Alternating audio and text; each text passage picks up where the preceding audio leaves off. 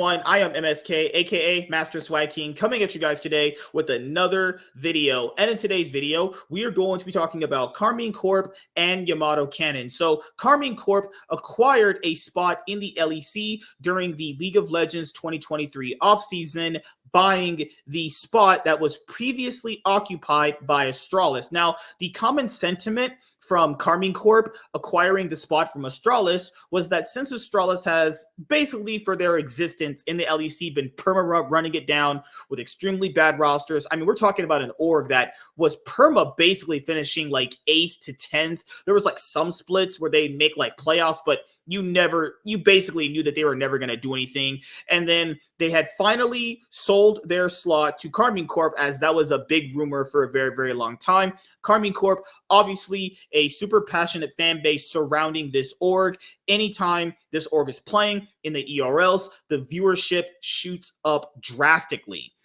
So Karmine Corp officially enters the league, and it is basically the same thing as watching Astralis for this split, right?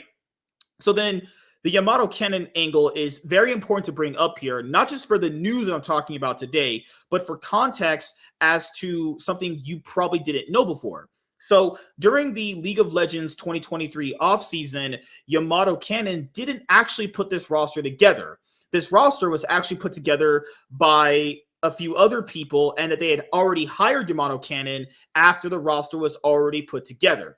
So even from just that position alone, he didn't even get a chance to choose the players that he even wanted to have on this roster, right? And someone like YamatoCannon, he's been a head coach for a lot of different teams throughout the years. He was the coach for Rocat back in the day, Splice, Team Vitality. He was also a coach for Fnatic. And then obviously he had this stint right here, which has now come to an end. And as you guys can see from right here, from Sheep Esports, and it says sources, YamatoCannon will not be the head coach of Karmine Corp in the LEC 2024 spring split.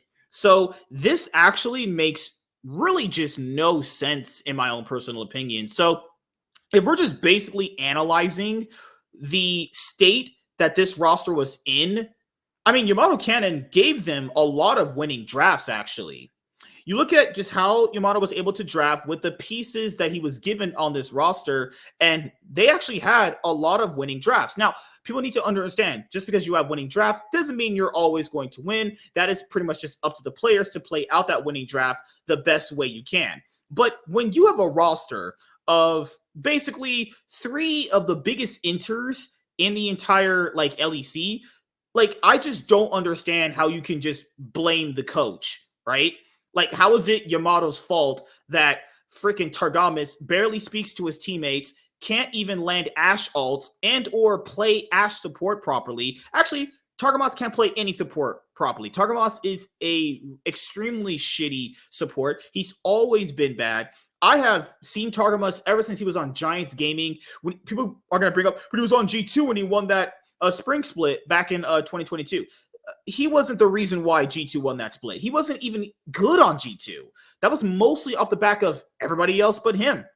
It was mostly just getting carried, if I'm being honest here, because even G2 thought that, because after Worlds 2022, they kicked that guy extremely fast because they knew how just dog shit he is. And it's so crazy how in the offseason, Karmine Corp, whoever was doing PR for them, basically said we have only had eyes on Targamas to be our starting support. Probably because they picked up Targamas when he didn't have a roster after he got kicked off of G2, and Targamas just stayed with them, actually. But Targamas is an extremely bad support. He lanes like crap. He doesn't roam very well. It's just not a good player, right? So then you also have Upset. And I do think Upset is a good player, but Upset requires a certain type of support to really unlock him. And Upset's really had the best splits when he's been paired with supports like Vander back in the day. Hillisang was also very beneficial to him as well. But it just seems to be this common thing now where teams that have Upset just end up doing really, really bad, actually. And what's crazy is that upset roster with like Humanoid, Razork, Wonder, and Hylissang, which was supposed to be like a super team, which also YamatoCannon was a head coach of, ended up like doing really well. And the only thing that really stopped that roster from doing well was just the players did not gel well together at all and just had completely different ideas on how they want to play the game. So from my point of view, like, I don't even know why Karmine Corp elected to have Upset in their team unless they were going to pair him with players that were all in on putting all the eggs in the Upset basket, actually, because that's how most of his teams have always done traditionally well, which is that you basically just put all your resources into Upset and he just carries. But that's not always going to be a viable strategy later on in a season because people could just easily exploit that, you know? So then you also have Saken, and I've seen Saken a while ago in the LEC, extremely bad player when he was on Team Vitality, and I just knew automatically he would just be not good. I think I did like a Cloud9 podcast and a tier list for this split of the LEC currently, and I was like, man, these players, I've seen the worst out of these players, and hey, maybe Bo and Upset could be the carries of the team and get them where they need to be. That did not happen at all. And they actually ended up even a lot worse than I thought they would actually be. Because Saken, during the split, would be in winning positions on Azir. He'd be in winning positions on Corki. He's an extremely bad Akali player. We saw how he played Akali against Rogue during the last week of the LEC 2024 Winter Split regular season. He cannot play Akali. He seems to like just have stage fright. He just cannot play on stage, right? And if you can't play under pressure, then what good are you actually? He's just not good. He's just a player that is never going to be the player that people thought he was going to be, you know? And there's no way to fix that unless he just completely snaps out of it, which there's no way to predict for that. A lot of people, I think, have been pretty just easy on Bo, and I think that's the correct mindset to have on him. He's tried really hard in the team. You could just even look at their voice comms, actually. Like, he's carrying their voice comms, carrying the direction of the team. Yeah, he's obviously ran it down a few games. He had a good amount of missed positions and a lot of jungle errors, but at least he's the guy that's trying, you know? He's the guy that is literally putting out his best effort, and I can't really fault a guy like that. And he's actually been willing to sacrifice himself in team fights to get things started, and they just don't really ever follow up on anything he says. They don't listen to him. I don't know why. He has the right ideas about what you need to be doing in that moment in the game, but people like freaking Targamas can't even do a tower dive properly on Milo, and it's like, you can't help this fucking guy, man. So then you have Cabochard, and Cabochard for the first week completely ran it down. He ran it down the second week, and then in week 3, he had 2 good games. He had a good game on Rumble, and he had a good game on Olaf. Obviously, the first game he had during the week was also not good as well. So, yeah, even though Karmine Corp ended up winning their final 2 games of the split, you kind of have a feeling that they were going to make a change, but they still kind of want to, be all in on this roster. But since they're going to be under such scrutiny for finishing last, also despite the hype around just this org in general, they were going to make a change. I just didn't think they would actually just be kicking out YamatoCannon. Like, I just don't understand it. Like, what can he do? Honestly, I legit don't get it, actually. He has 3 of the biggest enters that I've seen in my life. I think Cabochard can bounce back potentially later on in the year, but players like Saken and Targamas, you ain't no way you're about to tell me you're trying to compete for titles with players like Saken and Targamas, right?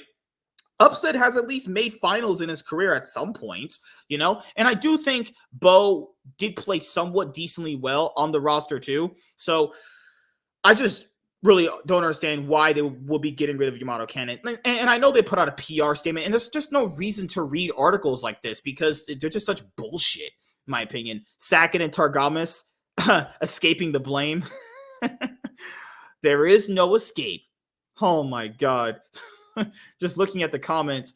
Really curious to see what happens to the roster now, not going to lie. I had hopes for the roster with their late resurgence, but now I have no clue what to expect. Crazy they start breaking down everything after just 9 games. And yeah, that's the thing is, how much do you really value best of ones? Because didn't Excel go from 9th, 10th, something like that, to finishing finals in summer and was 1 best of 5 away from even getting qualified to summer season finals last year. Like, I would have honestly just kept YamatoCannon, swapped out like Targamas, and then just kind of flipped it like that. And people would be like, who'd you trade him with? You trade him with someone like Trimby. I mean, you could literally take Finn. I mean, Finn offers your team a ceiling, but I mean, it's better than what freaking Cabochard has offered. I think Cabochard has a better ceiling, but that's just my opinion, actually.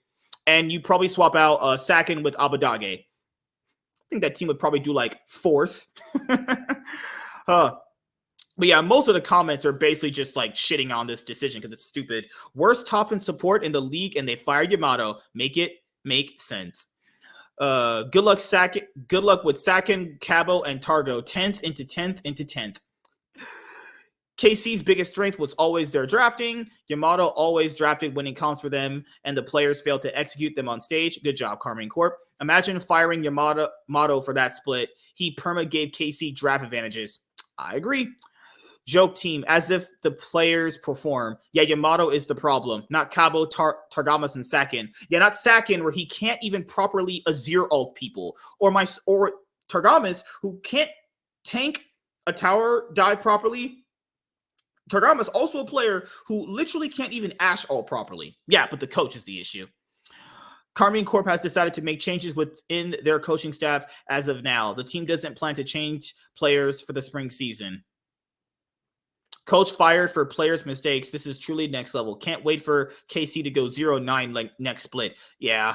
Decisions like that, you just kind of hope the team just freaking goes 0-9. Oh, Lord. But yeah, even Laura. Like, look at Laura. She's like, fucking, after 9 games, is that like, because people have mentioned like this beginning winter splits, if you kind of look at how both of them are, you look at these as like, hey, we're going to kind of just do the best we can. Winning winter doesn't matter in the grand scheme of things. I'm not saying that the split doesn't matter. I'm saying that in the context of the rest of the year, it doesn't matter as much, right? So I would have just not made any changes to the coaching staff and just started swapping out some of those players. But that's the thing when it comes to Karmine Corp, is that since they're just all based around like this French ideology with this like French fan base, the worst players on the roster are French. So I'd imagine you'd be taking a whole lot of heat if you replace some of the French players, right? Because they built their identity around being that, just a French org, right? So if they don't do well in the spring season coming up for the LEC 2024 spring split, yeah, I mean, if you don't make changes to your roster, then at that point, fuck it, you know? But what do you guys think about Karmine Corp firing YamatoCannon? Was this the right decision? Was this the right decision? Was it the wrong decision? In my own personal opinion, it was the wrong decision. You need to get rid of your mid-end support. And when Karmine Corp ever does that, then they can talk about competing to win a title at some point. Because first of all, to even get close to doing that, you literally have to actually get to the playoffs, Get to the playoffs first, then we can start talking. Or actually try winning more than 2 games in a regular season. You know, baby steps here. But hopefully you guys enjoyed this video. And yes, I will be putting out a lot more videos similar like this. You know, a lot of you guys like this structure where I'm just going into StreamYard and just recording it this way with the tab on the side like that, so you guys can just see everything.